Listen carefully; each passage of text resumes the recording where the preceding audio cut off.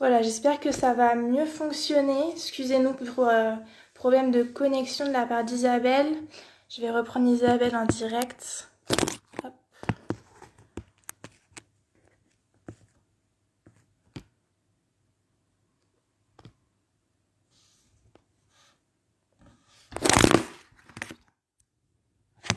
Pardon, excusez-moi.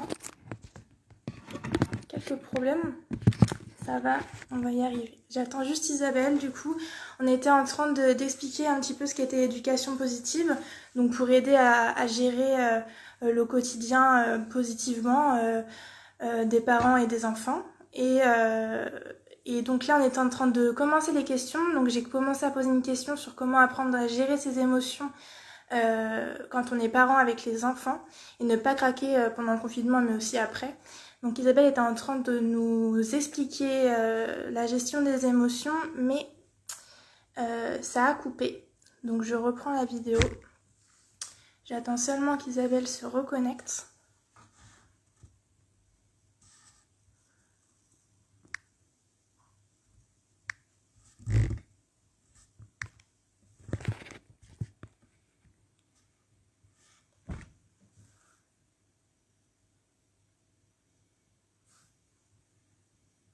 Ah, c'est bon. Hop. On va continuer le live normalement. Vous m'entendez bien? Si vous pouvez mettre un petit commentaire pour me dire que vous entendez bien, ça serait gentil. Bon, j'espère que ça va marcher. Super, ça a l'air de marcher là. Moi, en tout cas, je vous entends très bien et l'image est nette. Bon, ok. Donc, pour faire vite, hein, pour apprendre à gérer les émotions, puisque vous l'avez déjà dit 2 fois, je suis désolée, avec ses enfants, du coup, il faut apprendre, vous disiez, à savoir détecter quelle émotion on a, c'est ça? Oui, c'est ça, à savoir identifier, est-ce que c'est juste une charge de stress un peu importante ou bien est-ce que c'est une émotion et quelle émotion? Mais déjà, ce que nous pouvons faire, c'est apprendre à expirer. Au lieu d'inspirer, quand on dit faut respirer, non, on souffle. Donc, première chose, si je sens que ça m'envahit, je souffle, je regarde dehors, je change de posture. Si je m'énerve, je vais craquer avec mon enfant. Je suis là face à mon enfant. Inutile de rester face à lui et d'essayer de gérer quoi que ce soit. Je me tourne, je m'assieds, je me lève, je change de position physique. Rien que ça va m'aider déjà à réguler mon émotion. Je peux sentir le contact de mes pieds sur le sol. Je peux aussi toucher mon enfant, pas évidemment en lui donnant une gifle, mais en le touchant gentiment. Je peux caresser le chien. Bref, je fais quelque chose pour tempérer, calmer le jeu à l'intérieur de moi. Après, je fais le tri dans mes émotions. D'accord, ok, très bien. Et donc, on était sur des questions de la mise en place de l'éducation positive. Donc, vous venez de répondre à une question par rapport aux parents. Et par rapport aux enfants, comment mettre en place l'éducation positive déjà avec un bébé? J'ai eu plusieurs questions, des bébés de 10 mois, de 19 mois. Comment on commence? En fait, on commence avant la naissance. On D'accord. commence avant la naissance en étant attentif à comment faire pour que le fœtus se développe bien dans notre ventre. En fait, 80% du temps, 90% du temps, nous sommes dans la parentalité positive. Parce que la parentalité positive, c'est pas des techniques spéciales ou des choses qui viendraient des États-Unis ou je ne sais quoi. Non, la parentalité positive, c'est juste être attentif aux besoins de l'enfant et répondre à ses besoins. Donc, la parentalité positive, c'est déjà quand j'ai un fœtus dans le ventre, eh bien, je fais attention à ne pas boire d'alcool, par exemple. Parentalité négative, c'est je fais pas attention et je bois mon champagne, mon vin, machin. Parentalité positive, c'est ah, je sais, il y a un besoin à l'intérieur, il faut que ce petit cerveau se développe correctement. Donc, je fais attention aux perturbateurs endocriniens, etc. Et donc, quand j'ai un bébé, eh bien, c'est quel est le besoin de ce bébé? Quel est mon besoin? Comment est-ce qu'on peut accorder nos besoins? Et chaque fois, c'est qu'est-ce qui peut aider le mieux le cerveau de mon enfant, le corps de mon enfant à se développer? Et finalement aussi, qu'est-ce qui peut aider le mieux notre relation à se développer? Ok, très bien. Et quand le bébé est né, donc que ça fait déjà 10 mois, est-ce que c'est perdu ou est-ce qu'on peut commencer à cet âge-là et qu'est-ce qu'on peut mettre en place du coup quand le bébé est déjà né? on commence à tous les âges et on n'a pas grand-chose à mettre en place si ce n'est un regard différent. C'est-à-dire que au lieu de se dire je dois contrôler mon enfant et faire en sorte que il m'obéisse ou il se soumette, hein, eh bien je vais davantage me poser comme question de quoi il a besoin. Et quand il fait quelque chose, à 10 mois, il commence à avoir des comportements parfois, il pleure à des moments où je comprends pas ce qui se passe, et il parle pas encore, donc c'est compliqué. Au lieu de me dire oui, il cherche à me manipuler, eh bien je vais me dire ah, quand il pleure, c'est l'expression d'un besoin. C'est moi l'adulte, donc c'est moi qui vais chercher à comprendre de quoi est-ce qu'il peut bien avoir besoin. Et quelquefois, on ne sait pas. Donc, quand on ne sait pas, eh bien, on regarde dans les bouquins, on écoute un live, on va regarder sur la plateforme, enfin, c'est Covid, qu'est-ce que ça peut être? Et on communique avec d'autres parents qui ont des enfants du même âge, parce que souvent, les réactions de nos enfants nous déstabilisent, mais en réalité, souvent, elles sont simplement des réactions de leur âge. Donc, à 10 mois, un enfant, il a besoin de plein de choses. Il a besoin de communiquer et de beaucoup d'échanges avec ses parents. Il a besoin aussi de sentir déjà son pouvoir personnel, de pouvoir explorer. À 10 mois, il peut manger beaucoup de choses tout seul déjà. Et donc, parfois, il va ne pas vouloir manger ou tout envoyer valser parce que c'est parce qu'on essaye, nous, de lui donner à la cuillère au lieu de lui proposer de manger quelque chose par lui-même avec ses mains. Évidemment, il ne peut pas encore avoir la dextérité de tenir sa cuillère. Mais voilà, c'est de quoi, dans la parentalité positive, je vais chaque fois me poser la question de quoi mon enfant est capable et quels sont les besoins qu'il a en ce moment. D'accord. Ok, très bien. Et justement, vous disiez qu'on peut lire des ouvrages, etc. Moi, j'ai une question d'une abonnée qui nous a demandé, en fait, elle a lu les livres, elle a regardé des blogs, des articles, et en fait, en théorie, elle comprend, elle arrive à comprendre l'éducation positive, mais quand elle est en face de ses enfants, c'est pas naturel. Il y a son éducation traditionnelle qui revient au galop et elle impose, elle punit, et elle ne sait pas du coup comment faire et comment mettre en place du coup ça dans la vie positive, Oui, dans la vie. c'est génial votre question. Ça me touche beaucoup parce que c'est vrai que c'est essentiel et c'est la grande problématique. C'est-à-dire que on peut être convaincu avec notre tête, hein, je veux mener une éducation positive, jamais je ne donnerai de fessées. Et puis sur le terrain, on se sent habité par des impulsions et puis notre histoire nous rattrape. En fait, on a vraiment à se déculpabiliser de ça. Parce que c'est juste que c'est très, très, très difficile. Lorsque nous avons reçu une éducation violente, lorsque nos parents nous ont humiliés, blessés, lorsqu'ils nous ont frappés encore plus, c'est encore plus difficile, mais notre cerveau a été formaté. C'est-à-dire que nous risquons d'avoir l'amygdale, cette petite structure qui déclenche le circuit de stress, beaucoup plus réactive que d'autres personnes qui ont eu une éducation beaucoup plus chaleureuse, tendre, affectueuse. Quand on a été dans une éducation très rigide, on a moins de récepteurs à ocytocine dans le cerveau. Les récepteurs à ocytocine, l'ocytocine, c'est l'hormone de l'amour, c'est l'hormone de la relation, c'est l'hormone qui nous permet aussi de décoder les émotions d'autrui. C'est une hormone qui nous sert beaucoup dans la relation, dans la communication. Elle sert à plein plein de choses. Notamment, elle nous aide à réguler le stress et à établir la communication. Quand on a moins de récepteurs à ocytocine dans le cerveau, c'est normal qu'on soit rapidement disjoncté, surtout qu'on a cette amygdale qui est très virulente comme ça.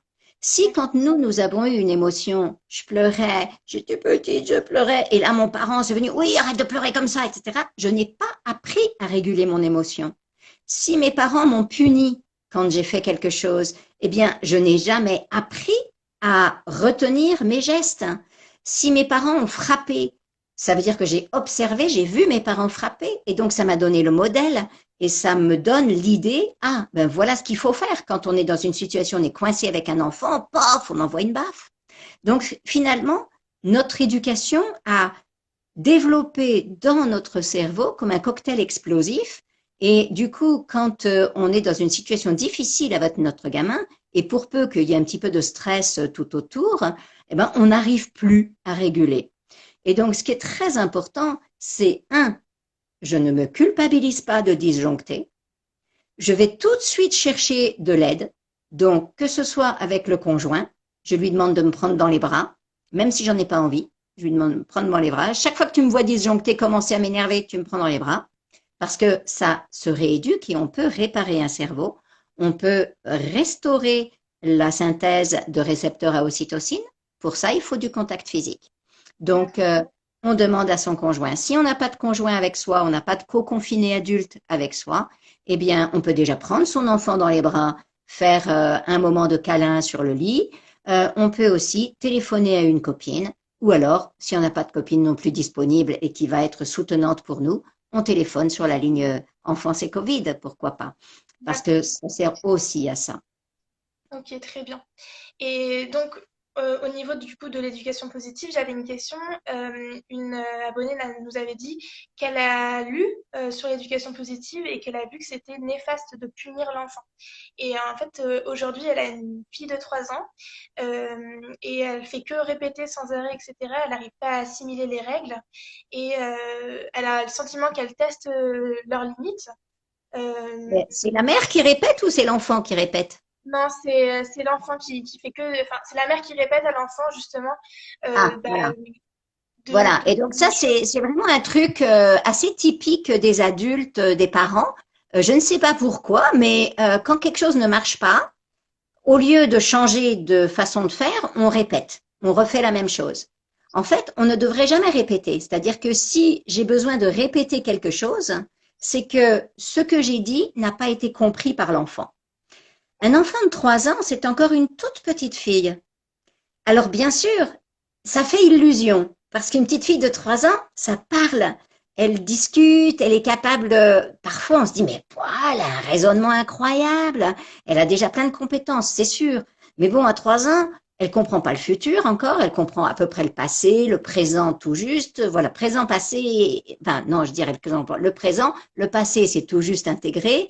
Et le futur n'existe pas vraiment encore complètement. Donc, si on lui dit tu feras ça dans 1 heure, ben pour elle c'est tout de suite quoi. Donc, il y a toutes sortes de choses que dans son cerveau elle ne comprend pas. À 3 ans, le lien entre cette zone impulsion vers l'action et la zone frontale, préfrontale, je me limite, je m'empêche de faire quelque chose, elle est en cours de construction, mais pas encore totalement finie.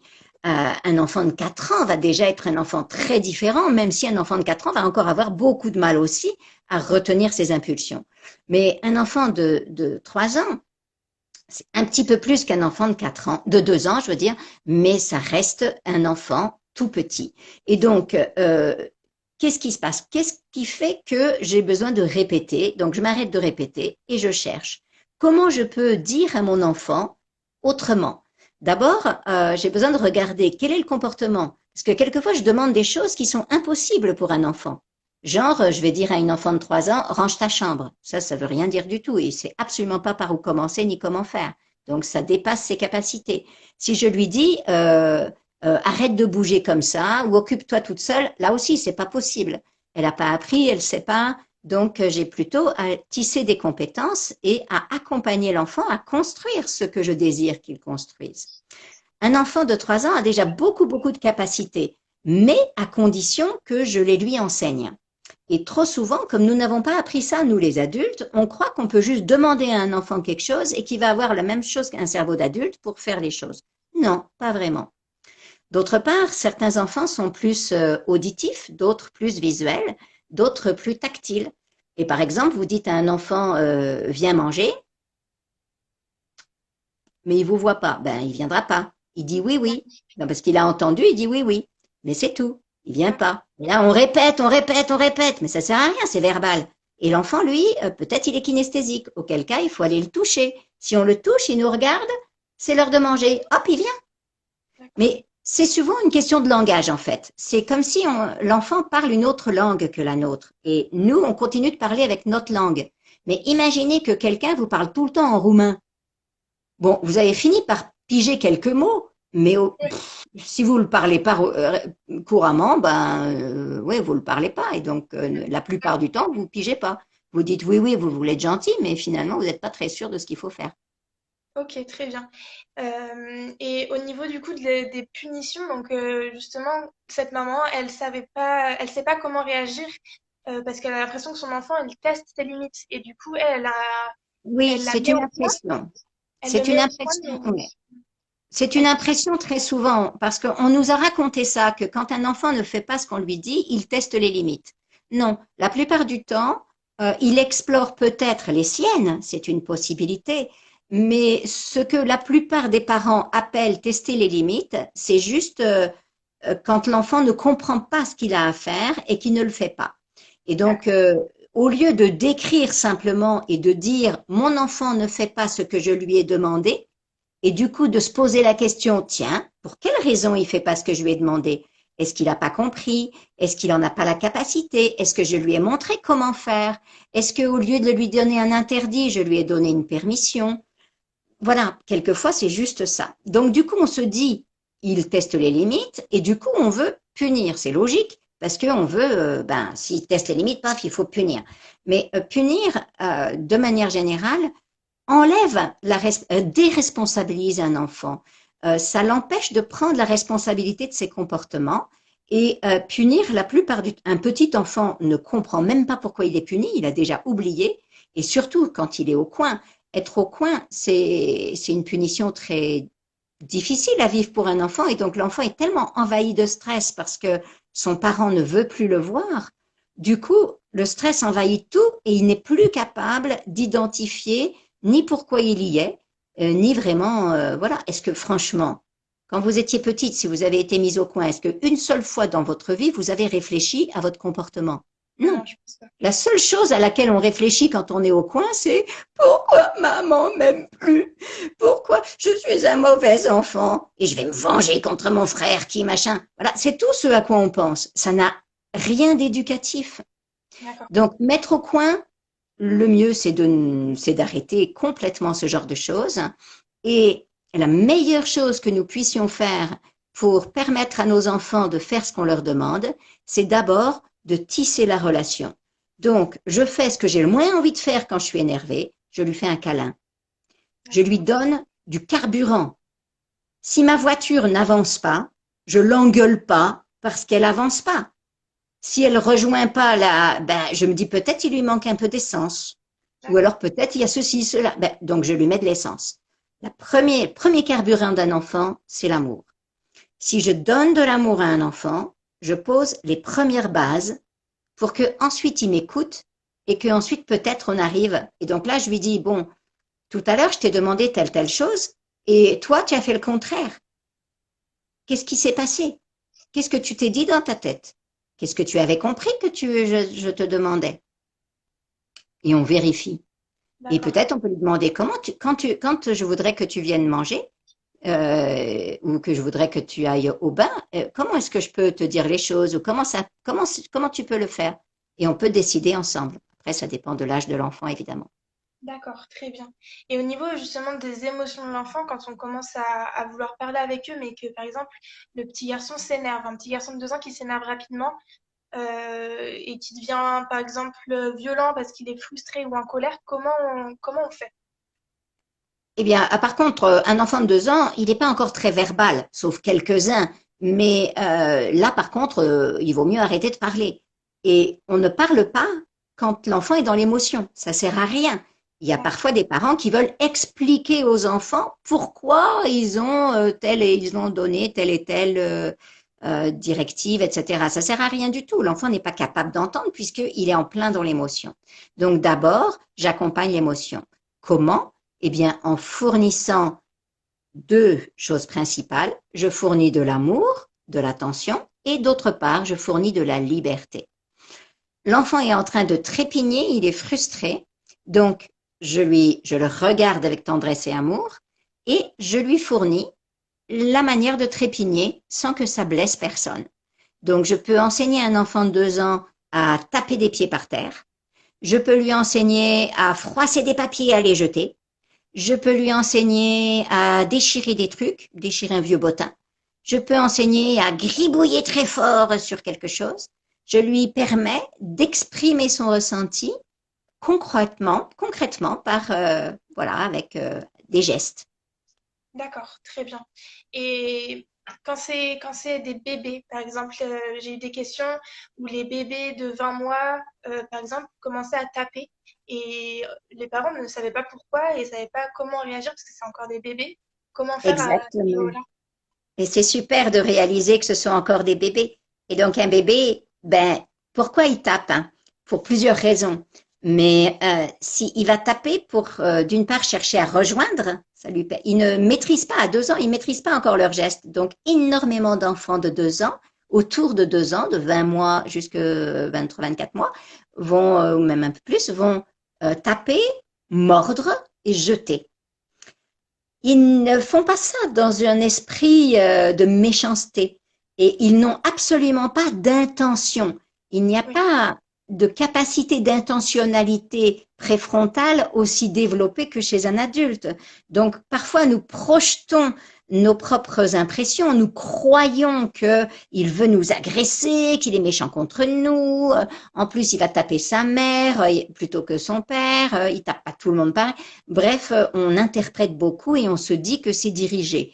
Mais en réalité, non. À 20 mois, l'enfant, il tape, il mord parce qu'il explore son corps et il ne connaît pas encore bien les gestes. Les petits chatons, ils se battent, ils se mordillent et ils apprennent comme ça, en se mordillant les uns les autres, à réguler et à se contenir. Nous, on a un peu tendance à empêcher tout débordement physique et du coup, parce qu'on interprète comme un débordement alors que ça peut juste être de la bagarre, quoi. Donc, on fait des petits moments de bagarre avec l'enfant. Évidemment, avec 20 mois, on se débrouille pour perdre. Hein. On cherche pas à le plaquer au sol et on le mord pas, mais on fait explorer.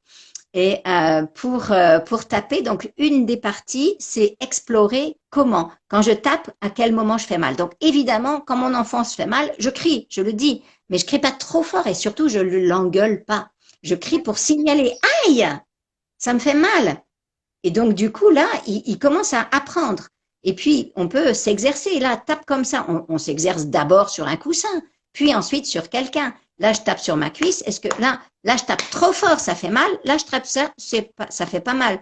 Voilà, on a besoin d'apprendre à doser nos gestes, comme quand on fait des arts martiaux, des choses comme ça. On dose sa force. Il y a une autre chose, c'est que taper est une réaction spontanée de stress. Tous les humains vont taper, lancer lorsqu'ils sont sous stress. Donc, si mon enfant me tape, je peux tout de suite me dire, attention, il est sous stress. Et là, au lieu de lui demander ne tape pas, je vais plutôt me demander, mais où est le stress? Quand tu as une casserole qui bout, de lait qui bout sur la cuisine, à la cuisine, je ne cherche pas à mettre un couvercle sur le lait qui déborde, j'éteins le gaz. Donc là, c'est pareil.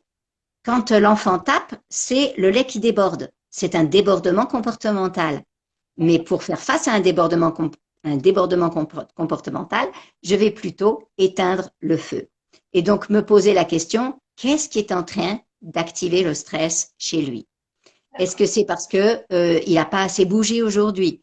Est-ce que c'est parce qu'il manque d'extérieur? Est-ce que c'est parce qu'il manque de contact? Parce que ça fait 2 heures que je suis en télétravail et que je n'ai pas fait attention à lui. Qu'est-ce qui s'est passé?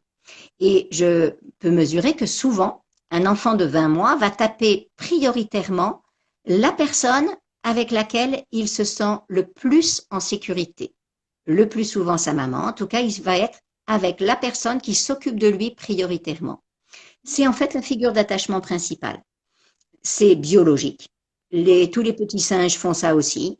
C'est pas parce que il aime plus maman ou il aime moins maman ou c'est parce que maman serait pas assez sévère ou des bêtises comme ça n'a rien à voir. C'est juste que biologiquement, nous sommes programmés pour, lorsque nous avons une accumulation de stress dans notre organisme, libérer le stress face à une personne dont on sait qu'elle va continuer d'être avec nous et de nous aimer inconditionnellement, quel que soit notre comportement, et donc souvent, le plus souvent, notre maman.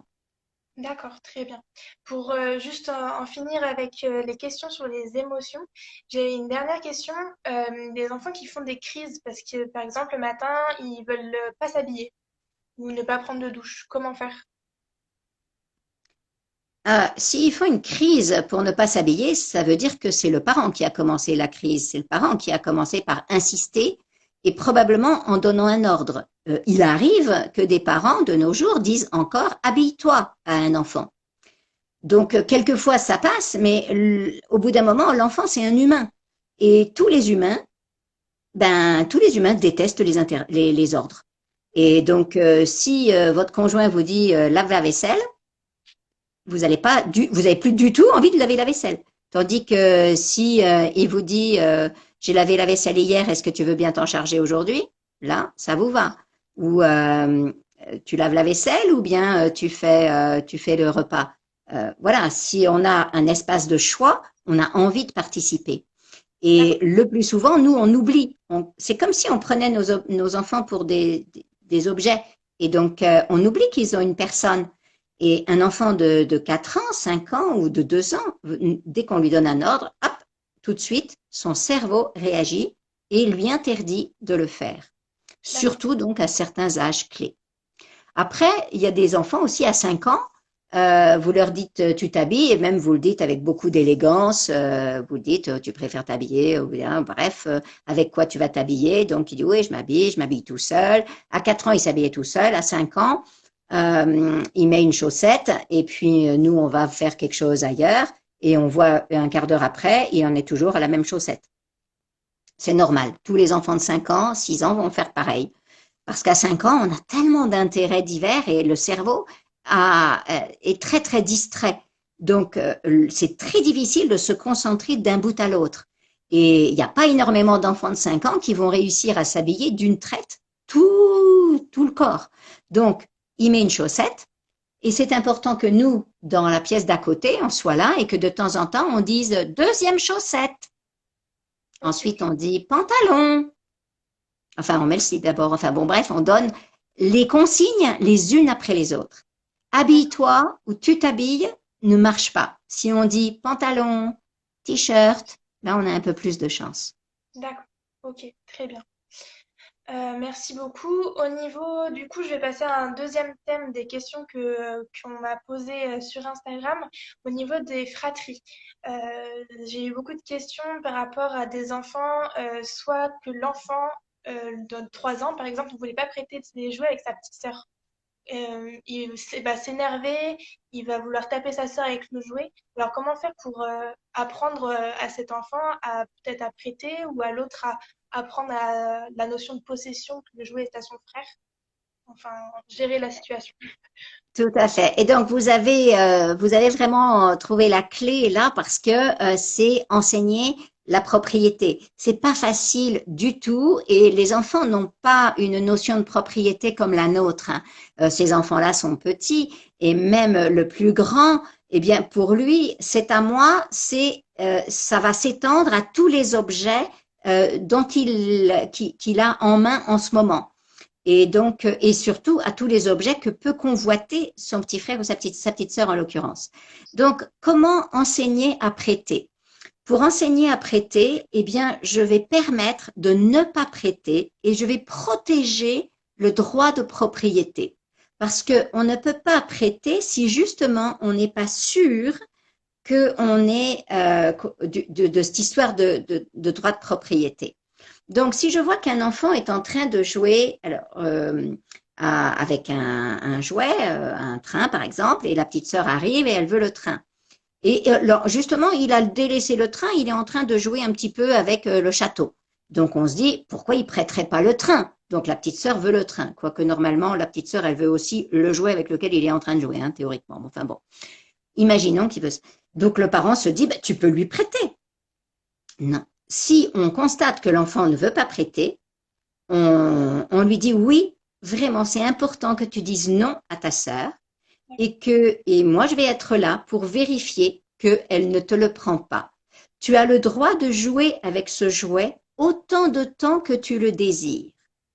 Et on va ajouter, à quel moment est-ce que tu auras fini de jouer avec et que ce sera son tour à elle?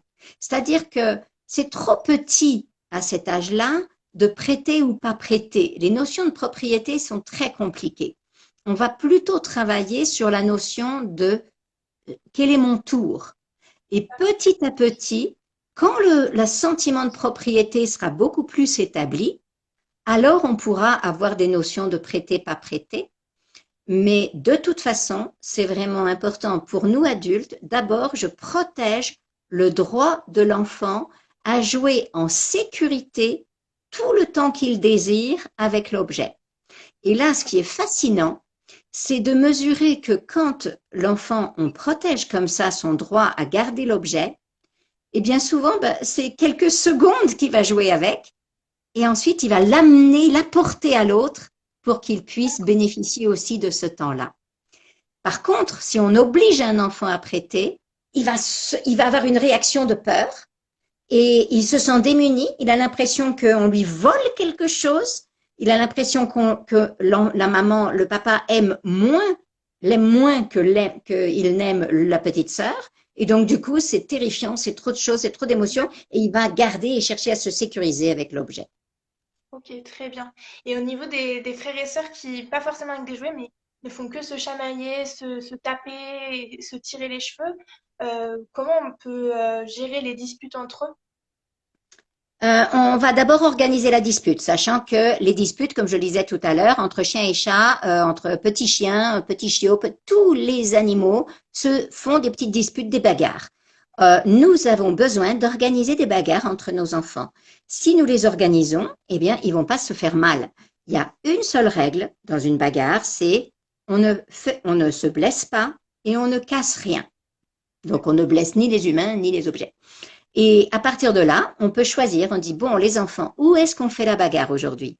Sur le lit? Sur le lit de qui? Sur le canapé? Est-ce qu'on fait un dessin, une craie par terre et on dessine? Est-ce que c'est sur ce tapis? Bref, on décide un lieu. Ensuite, on décide de le temps. Combien de temps de bagarre est-ce qu'on veut? Est-ce que c'est 3 minutes? Souvent, 2 minutes, ça suffit, mais bon, 3 minutes, est-ce que c'est 10 minutes? Combien de temps? Qui décide quand on commence? Ah, et puis, est-ce que vous avez besoin d'autres règles?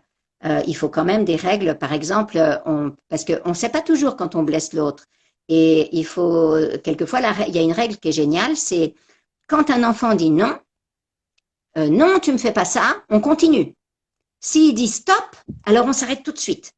Parce que quelquefois, c'est marrant. Dire, non, non, arrête, arrête, arrête, non, non, mais on a envie que l'autre continue. Donc, non, on continue, mais s'il dit stop, on arrête entièrement. On a besoin d'avoir une règle qui soit fiable et qui nous permette de nous arrêter, de savoir qu'est-ce qui va bien et qu'est-ce qui ne va pas. Et donc, je pense que pour les enfants, et surtout en période de confinement, il est minimum une bagarre par jour. D'accord. J'ai fait une bagarre avec mes propres enfants qui ont, enfin mes propres co-confinés, enfants et cousins qui ont 24, 23 et 30 ans. Et voilà, on s'est fait une bonne bagarre sur le lit parce que je me sentais en tension et je me suis dit, oh là là, ça va pas être... donc, elle est sur mon Facebook. Et c'est important de se bagarrer à la loyale. Sinon, on a trop de stress. Le stress, c'est dans notre corps. Je disais tout à l'heure, le stress, ça nous amène à taper, lancer, se confronter les uns aux autres, se saisir, ça nous donne à la fois du contact physique et ça nous permet de sentir la puissance de notre corps. On en a tous besoin. Et les témoignages sous ma vidéo sont vraiment impressionnants. Il y a des tas de parents qui disent « Ah oui, je l'utilise, oui, je le fais » et combien c'est utile et important. Alors, cette bagarre, on la prévoit tous les jours, mais s'ils sont en train de se chamailler, c'est vraiment une grosse bagarre. Est-ce qu'on leur dit stop? On va faire une Bien, bagarre dans la chambre? bien sûr, D'accord. bien sûr, bien sûr. On a plein de manières, toutes sortes de manières d'intervenir. Si on voit que ça se passe bien, on peut juste, enfin que ça se passe bien, ils se chamaillent, ça nous énerve, ok, mais ça nous énerve, on calme notre énervement en regardant par la fenêtre, en buvant un verre d'eau, on se calme intérieurement, ils sont en train de se chamailler, d'accord. Ce qu'on peut faire, c'est glisser une petite tête et dire, là, les enfants, je vous entends vous chamailler, est-ce que tout le monde est OK ou bien est-ce qu'il y en a un qui se sent pas bien? S'il y en a un qui se sent pas bien, il dit stop. On rappelle comme ça la règle.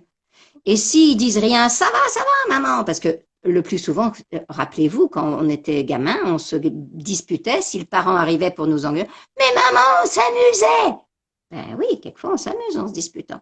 Donc voilà, par contre, on veut être sûr que la règle générale qui est tout le temps le cas dans la maison, c'est on ne blesse personne et on fait tout le temps attention à ce que tout le monde se sente bien, quoi.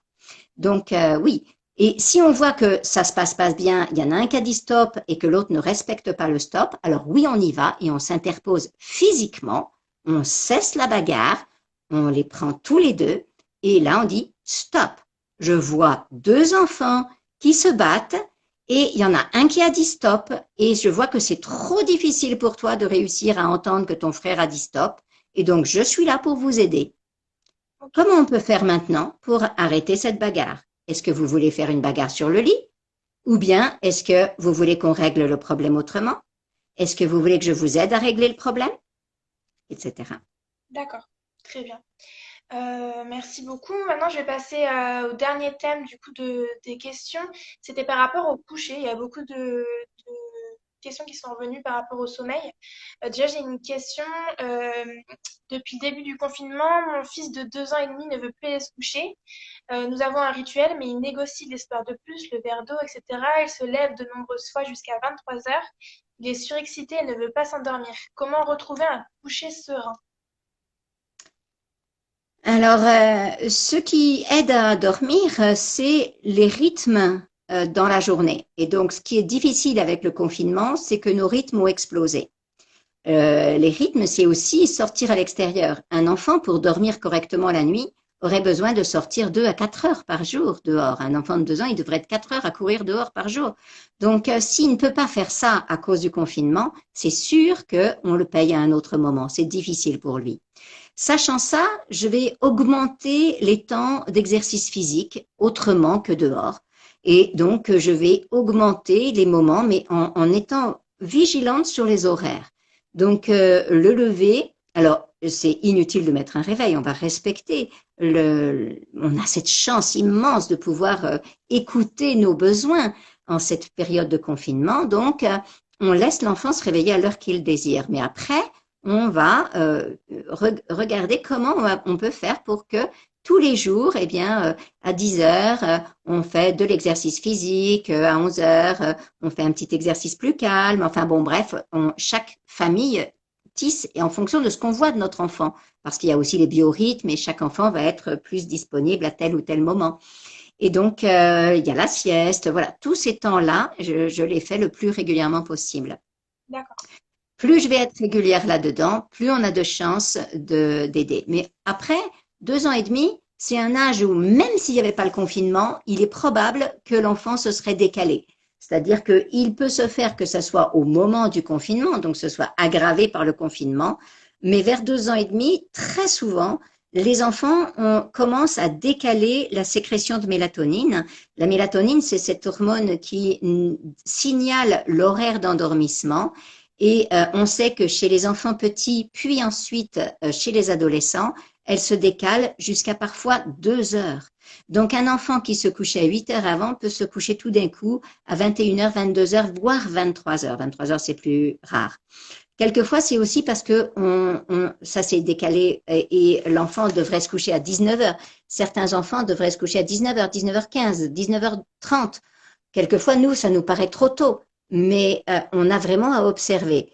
Dès que vers 18 heures, à partir de 18 heures, je regarde mon gamin et dès qu'il se met un peu trop souvent et je vois qu'il met sa main au visage, je dis oh oh, il est fatigué, je le mets, on commence le rituel d'endormissement et donc j'ai à regarder, observer et à savoir que la mélatonine, ça ne se dirige pas, mais en même temps, c'est le cerveau qui la sécrète. Il y a des enfants du soir, des enfants du matin. Ça peut être très déstabilisant d'avoir un enfant de 3 ans qui ne dort pas avant 22 heures, mais il y en a beaucoup. En fait, 30% de la population va décaler son temps pour être et va dormir plus tard.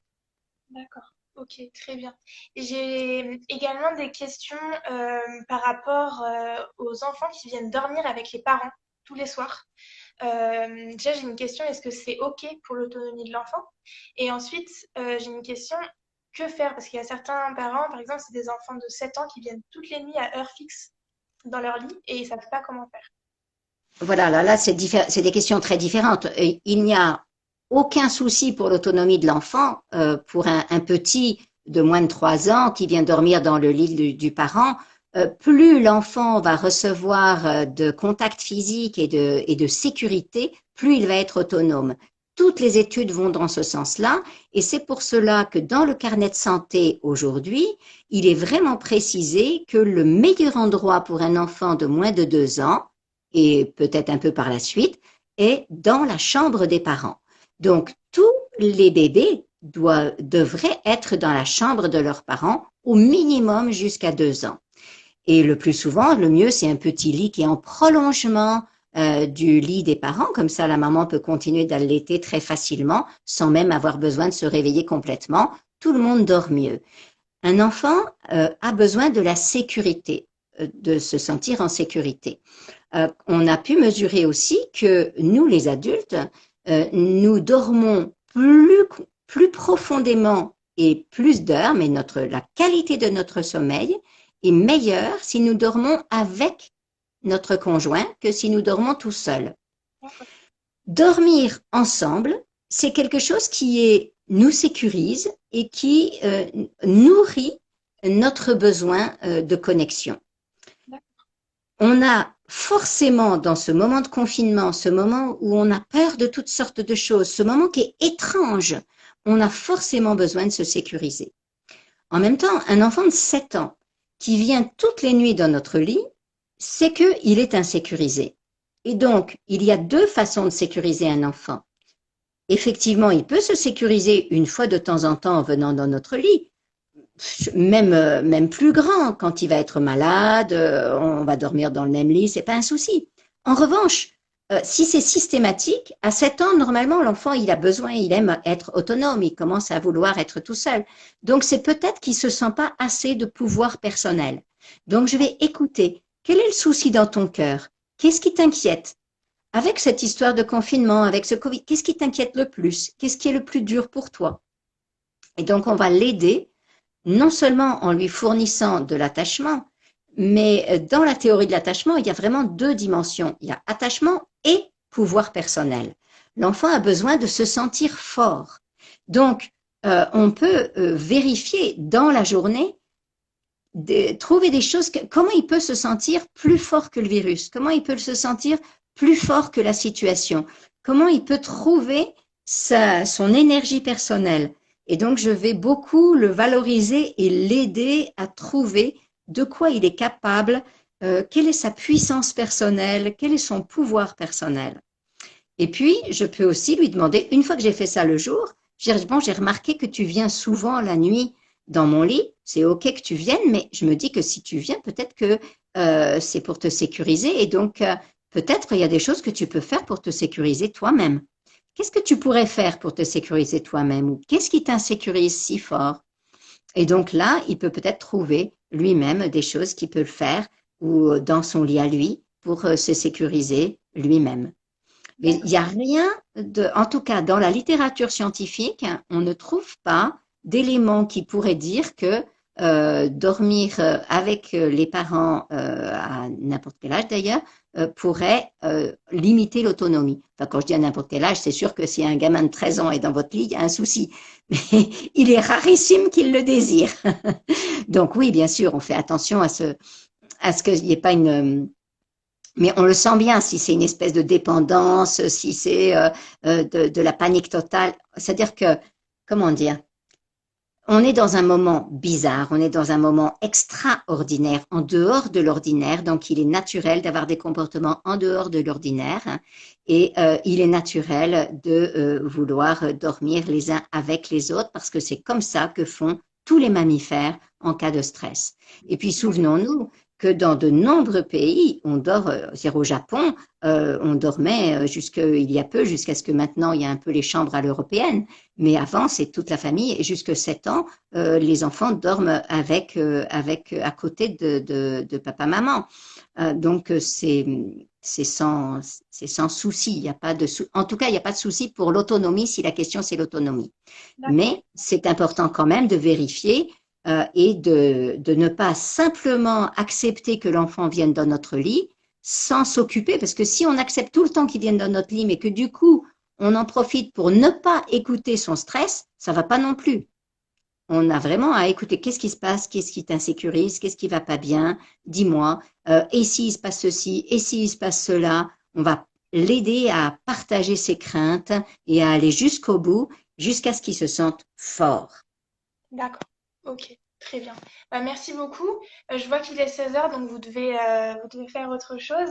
Merci beaucoup pour votre temps, pour avoir répondu aux questions.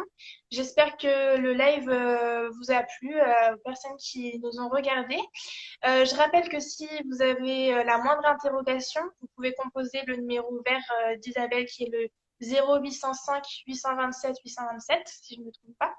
Voilà, donc c'est pas mon numéro, c'est le numéro de Enfance et Covid. Et Enfin, c'est Enfance et cool. Covid, c'est un petit groupe de professionnels, d'experts divers. Et donc, quand on tombe sur cette ligne, il y a tapez 1, tapez 2 ou tapez 3. Tapez 1, vous êtes sur le réseau de coaching parental. Donc là, oui, vous allez avoir des outils de parentalité. Tapez 2, c'est pour les professionnels de petite enfance. Et taper 3, c'est pour le soutien psychologique de nous les adultes parce que quelquefois c'est vraiment D'accord. trop. Et puis il y a aussi la plateforme Enfance et Covid sur laquelle nous avons mis toutes sortes de ressources, des ressources pour faire face au déconfinement, des ressources pour faire face encore au confinement, des ressources pour écouter les émotions, des ressources pour parler de la mort aux enfants, toutes sortes de ressources dont les parents et les professionnels peuvent avoir besoin. Et pour les mamans enceintes aussi, il y a aussi tout un groupe de professionnels, de psychologues qui répondent sur le 3 de Enfance et Covid pour je suis enceinte ou je viens d'avoir un bébé. Et donc, pour toute cette période de périnatalité qui est pas toujours simple en cette période de Covid, eh bien, on répond aussi sur la ligne. Super. Écoutez, on mettra le lien de la plateforme peut-être en description de la vidéo que je vais mettre en IGTV si jamais vous l'avez loupée et que vous voulez la regarder. Vous pouvez aussi retrouver tous les livres d'Isabelle en librairie ou sur Internet. Vous pouvez vous procurer pardon, les cahiers d'Isabelle Filiosa aussi aux éditions Nathan. Et sur Internet, vous avez dit qu'il y a un lien pour les télécharger, c'est ça? Alors ça bug. Euh, donc voilà, écoutez, merci beaucoup. Et si jamais vous avez la moindre question, n'hésitez pas à nous en faire part. Isabelle Filosa aussi est disponible sur Instagram, elle a un compte. Donc si jamais vous avez des petites questions, des besoins, prendre un rendez-vous, n'hésitez pas. Non, non, je donne plus de rendez-vous, mais c'est mon community manager, Raphaël, qui répond la plupart du temps. J'ai pas le temps, malheureusement, mais ça me fait plaisir d'avoir partagé ces quelques instants avec vous. Et bonne route sur le chemin de la parentalité positive. Celui-là, il est en accès gratuit pendant tout le confinement, mes émotions, pour avoir un peu une idée de ce qu'il y a dedans. Et il Et a il y un a aussi accès Beaucoup gratuit. essayer qui est gratuit D'accord. sur, Et pendant le on les confinement. retrouve sur votre site internet? On les retrouve sur mon site internet, tout à fait, et sur mon Facebook, et ça doit être sur mon Instagram aussi, très probablement. Ok, Merci très bien. Eh ben, beaucoup. écoutez, merci beaucoup, bonne journée et puis à bientôt. À bientôt.